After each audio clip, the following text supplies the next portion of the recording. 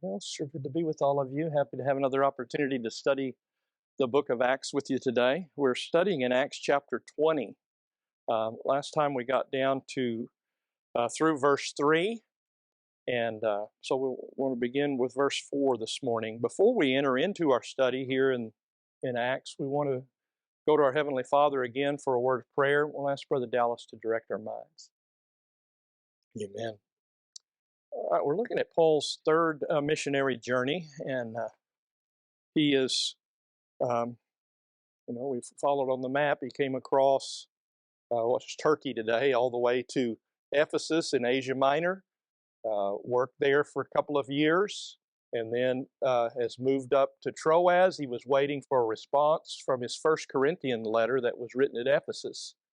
And Titus didn't show up there when he was expected, so Paul went on into Macedonia looking for Titus, and he found him there in Macedonia. They got together and he found out about how the Corinthians had responded to First Corinthians, and at that time Paul wrote Second Corinthians while he's in Macedonia. So we took some time last week looking at the background of these letters that were written. We really didn't cover much in Acts, but got a lot of the background found in the epistles. Paul moved on then to Corinth and spent the winter there in verse 3 of chapter 20. He was there about 3 months, and during the time he was there, he wrote the book of Romans and very likely wrote the book of Galatians at that same time. And we looked at the background of those two letters and what they're about and what Paul's state of mind was. And now he's ready to leave from Corinth and he's going to go back the opposite direction, the green line there. He's going to go back up into Macedonia, back to Troas, and then down to Ephesus, where he's going to preach a sermon that's the last half of the chapter that he preaches to the elders from the church at Ephesus at Miletus. So, there we go. So verse 4, and he was accompanied by Sopater of Berea, the son of Pyrrhus, and by Aristarchus and Secundus of Thessalonica, and Gaius of Derbe, and Timothy, and Tychicus, and Trophimus of Asia. So as Paul is journeying, he's got these messengers of the churches that are carrying the contribution from each of those congregations to the church in Jerusalem. So there are a number that have joined back up with Paul, and they're sailing along together now. And again, each congregation had their own messenger. They're all autonomous churches. They all are doing their own work and have their own contribution. There's no pooling of the funds into one big pot and put under one eldership. There wasn't any kind of sponsoring church or whatever at that time. They all independently are sending their messengers down. This certainly guarded against any idea that Paul might have been trying to take this money for himself, right? He's going around getting this large bunch of money and carrying it all himself. You might think, well, he could have some other motive, right? But everybody has their own messenger to carry their money. They're not turning it all over to one person.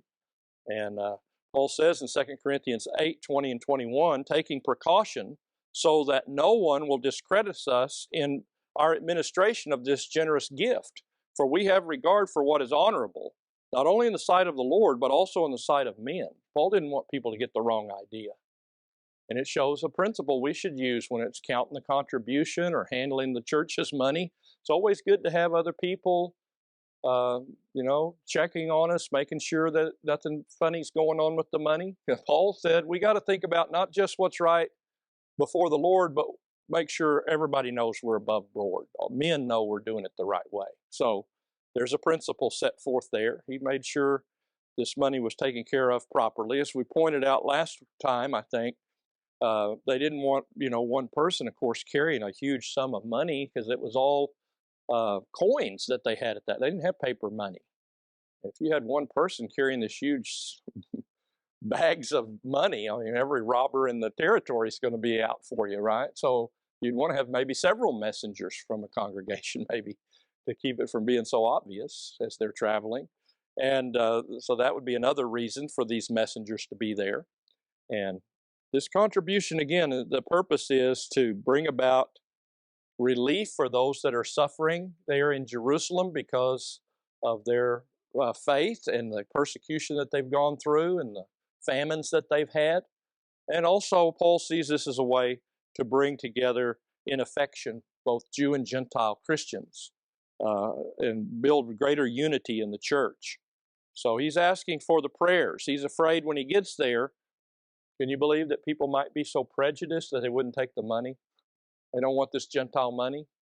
People are pretty prejudiced, aren't they? We know that that's true. And Paul's kind of concerned. How are they going to receive this money when I get there? Here's what all the Gentiles are sending you. Like, well, we don't want that Gentile money. Well, he asked the brethren in Rome to pray about it. Says, now I urge you, brethren, by our Lord Jesus Christ and by the love of the Spirit, to strive together with me in your prayers to God for me, that I may be rescued from those who are disobedient in Judea, and that my service for Jerusalem may prove acceptable to the saints. So I know there's a lot of dangers down there from enemies that seek my life. I need your prayers for that, but also that the brethren will accept this money. It's going to prove acceptable to them.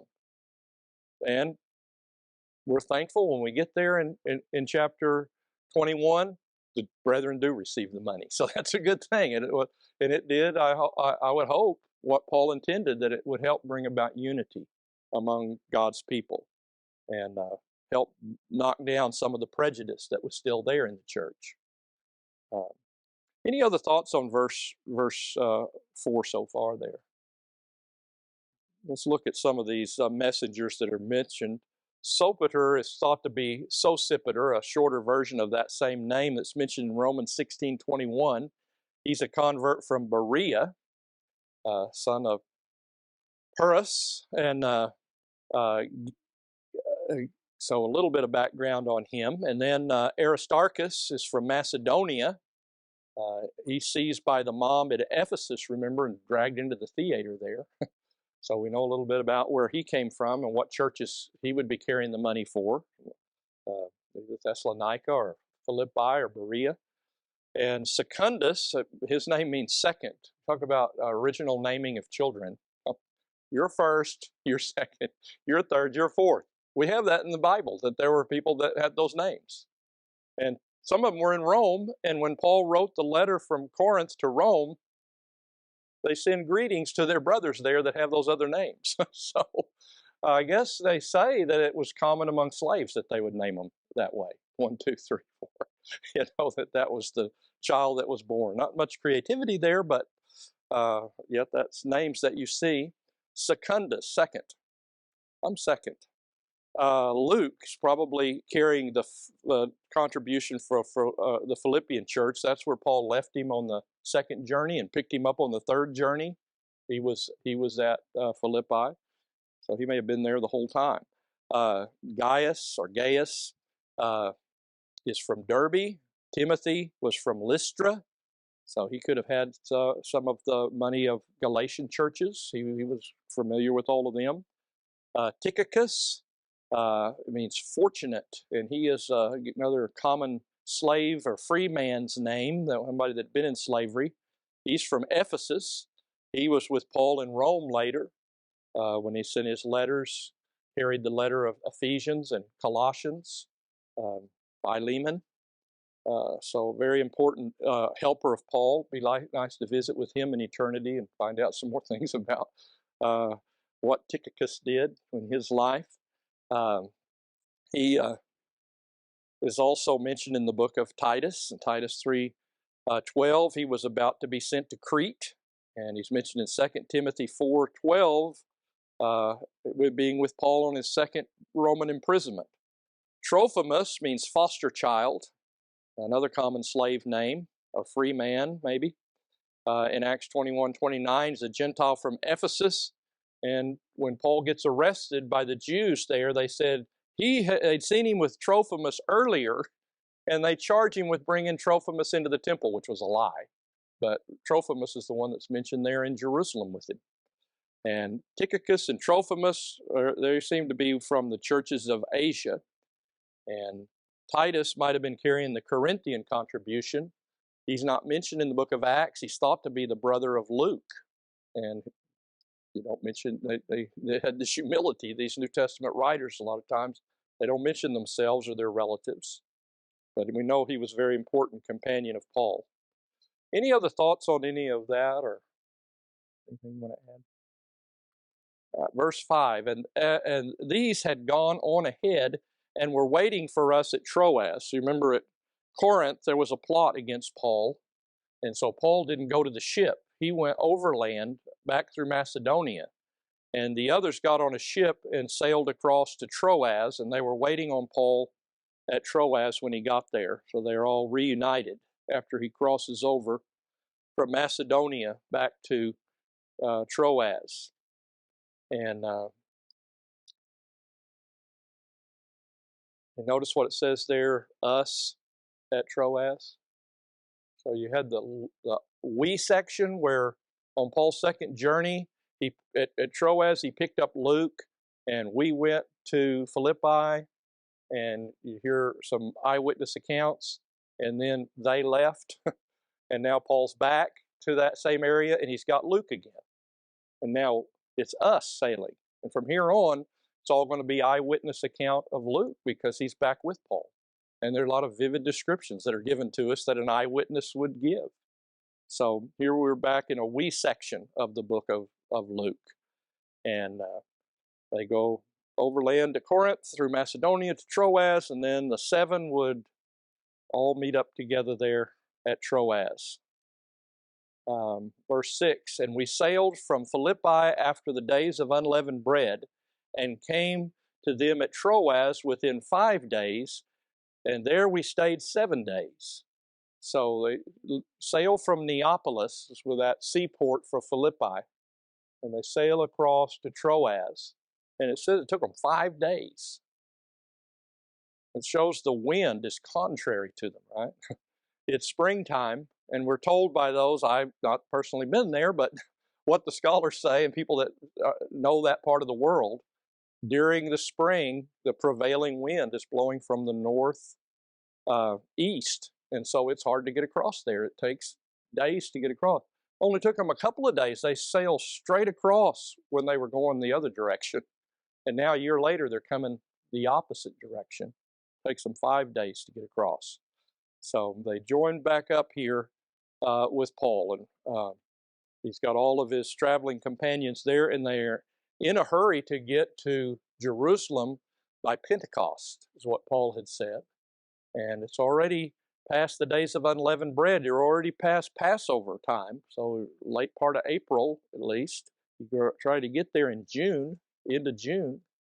And so he's in a hurry, but yet he waits 7 days. And we find out there was something that would happen after 7 days. The brethren came together to break bread on the first day of the week. If you wanted to meet with the church, you'd wait 7 days till the church met again, right? If you got there on a Sunday. So he's going to wait the week there until they meet up again. Let's see. So he must have left on a Monday. He gets there, or he got there on Monday. He waits the 7 days till Sunday. Then on verse 7, it says, on the first day of the week, when we were gathered together to break bread, Paul began talking to them, intending to depart the next day, and he prolonged his message until midnight. So here we have one of the important verses in the book of Acts as far as what the practice of the early church was. They met together on the first day of the week. It's a day they gathered together to break bread, to take the Lord's Supper. It was on the first day of the week. And you see that emphasis, as we had in a sermon a couple of weeks ago, the significance of the first day of the week. It's the day Christ rose from the dead. He appeared, made all of those first appearances to his disciples. Even the next first day of the week after that, he appeared to Thomas and the other 10 in the upper room. So there's an emphasis and a significance given to the first day of the week when the church started.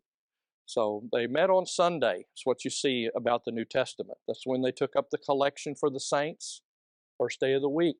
It was the convenient time to do it, certainly when the whole church came together for the Lord's Supper, to have a collection be laid aside every week. So what kind of time was Luke using here? He's in a Gentile area of the world, and it appears that he's using Roman time. Jewish time, you start at sundown until the next sundown. That's a day, evening and morning. We follow Roman time. We start at 12 o'clock midnight till 12 o'clock midnight. And that appears to be the time that Luke follows here in Paul's ministry and in the Gentile part of the world, that's what they practice their time by. And one of the reasons that is argued about is that they were meeting in the evening, many lights were there, and Eutychus falls out the window. So, and some people want to argue Jewish time, and that it was Saturday night you take the Lord's Supper. But I would understand it as it being the first day of the week, Roman time, that they had met late on the first day of the week, and when they were taking the Lord's Supper and Paul began preaching, and the next day would have been Monday. Linsky says until midnight follows the daylight on Sunday. It's the thing he argues in his commentary. John also uses Roman time in the Gospel of John and in his writings. The church was, mainly Gentile, really, by this time. Even the first day of the week that's talked about in John 20 and verse 19 is using Roman time there, about Christ's appearances on the first day of the week to the disciples in the upper room at night. That seems to be Sunday night when they were appearing there.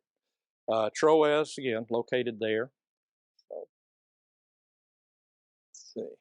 The church had been assembling on the first day of the week since the beginning, since Pentecost. Every first day of the week, the brethren had been meeting. They had that same practice everywhere. They were to give on the first day of the week at Corinth, and Paul said, I taught the Galatians the same thing, so they had the Lord's Supper or giving on the first day of the week there too. So they were taking up that contribution and setting it aside. And we can understand that that was the day of resurrection, the day of victory, where Jesus rose from the dead, where a new creation began, was on the first day of the week. And it came to be known in Revelation 1:10 as the Lord's Day. And then we can read all the writings of the people in the second century, and they all call the first day of the week the Lord's Day. So we got even more confirmation to show that the Lord's Day is the first day of the week. It's not the Sabbath day. So every Sunday they met to take the Lord's Supper. That was the practice in the New Testament. What seems to certainly to be implied here, necessarily inferred here. And that's what we see in the second century too. Every first day of the week they took the Lord's Supper. So, yes. Right. Absolutely. So, again, important passage to spend a little time on, because it unfortunately there've been a lot of arguments over the Lord's Supper. Some people take it every quarterly, every once a year or twice a year. The safe thing that we have a pattern for here, a binding example, where the Apostle Paul and all of these men traveling with him, they came together on the first day of the week to take the Lord's Supper, and the first day of the week comes every week. Right? Yes. That's an excellent point. That Paul's in a hurry. Why not do it on Friday? Whatever. They didn't do that. Paul waited on the Lord's Day when it came and took the Lord's Supper with the brethren. So, so again, you see people meeting late afternoon or early morning on the first day of the week. That would have been a common thing, because a lot of people in the church were not mighty, were not wealthy. A lot of them were even slaves, right? You had to work all day. And Sunday was not a holiday until the time of Constantine. So you had to go and meet, I can see a lot of churches meeting in the evening, where they had many lights in the upper room, and somebody's tired, might have fell out the window if they were sitting there, right? It was a hard time. You had to meet when you could meet on the first day of the week. Yes. Right. And, I think it's a good point to, if you want something done weekly, you mention the day of the week. If you want something done monthly, you mention the day of the month. If you want something done, you know, uh, once a year, and you mention uh, that day. Let's see, I got that reasoning right there. Anyway, July 4th, you mentioned that, and that's every July 4th. We have Independence Day. You say we get paid on the first of the month, then you know it's every month. You say first day of the week, or we get paid on Friday, everybody knows that that's every Friday. That's just the way that we communicate. And they broke bread, came together on the first day of the week. That would be weekly, every week. Every time it came, they broke bread. So breaking bread there, again, there's the same expression that's used in Acts 2:42 to talk about the Lord's Supper, the breaking of bread, as the article there in the Greek. And that's what they were doing weekly, why the church came together, why Paul waited those 7 days until they could take the Lord's Supper with the church there, and was practiced by the apostles. So again, by naming the day of the week, you have a weekly observance. Mentioned that. So 52 times a year you get to celebrate. It's not a once a year deal. We have a big festival. We have every week that we remember the Lord's death in the Lord's Supper. We remember his resurrection on the first day of the week. As much as you do one, you should probably do the other, right? They go together. And it does work out just right that way, doesn't it? And a lot, of course, is left to our expedience. The day is specified, but not the hour. So it's left to the judgment of the elders and or the men to decide what's the most convenient time for the brethren to be able to come together to do this duty on the first day of the week and to worship. And it might be different in different places, what hour it would be. And as you look at the verse, it answers a lot of basic questions about the Lord's Supper. You say, who is it that came together? Well, it says the disciples came together. Those are the ones that take the Lord's Supper, people that are disciples of Christ. And what did they do? Well, they came together. You didn't do it by yourself. You came together with other saints to take the Lord's Supper. And where do you take it? You take it together. Why do you take it? Why did they come? They came to break bread. And when was on the first day of the week, and how? Well, that one's not answered, is it? That one you got to go to 1 Corinthians 11, it tells you how they took the Lord's Supper. They did it in remembrance of Christ. They took the bread, the fruit of the vine. Paul goes through an example of how it was instituted in the beginning, how it was revealed to him. A lot of information there.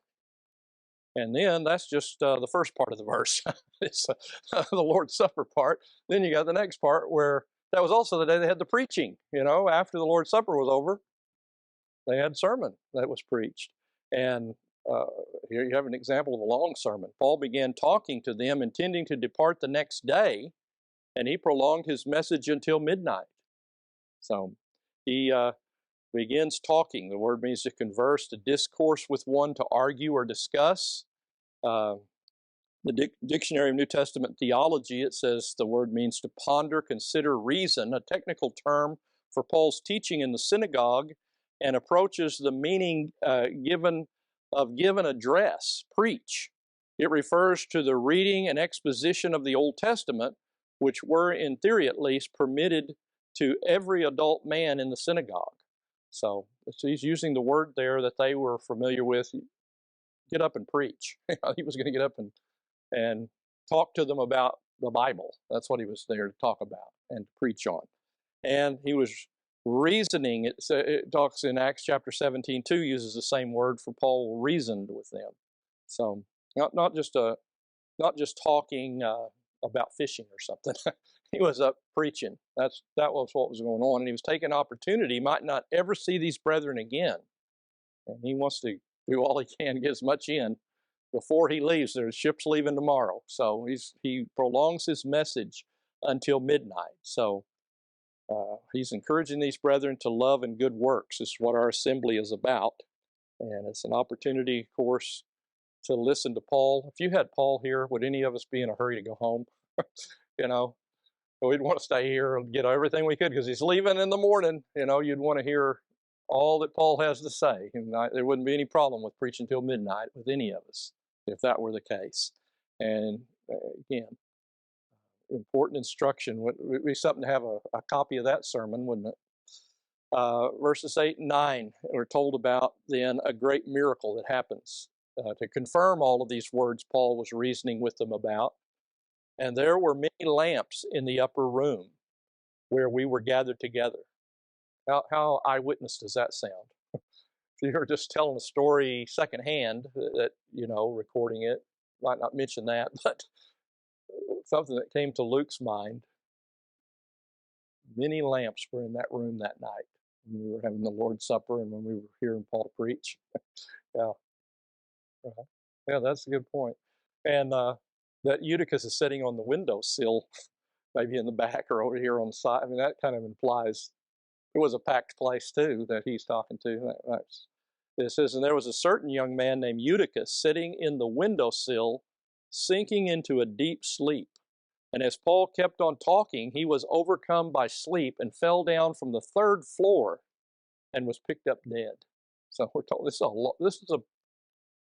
one thing to fall out of the second story. Fall out of the third story, you pick up some speed from the third. You fall off the third floor, you're really going to hit the ground. And so it's something the way it describes how he is overcome by his sleep there as he falls out of the window. He maybe had a hard day's work and was a servant and very sleepy, and as interesting as Paul must have been, sometimes you just can't keep your eyes open, and we've all been there. And around midnight, this is one of the hazards of preaching, I guess, a long sermon that goes all the way to the dead of night.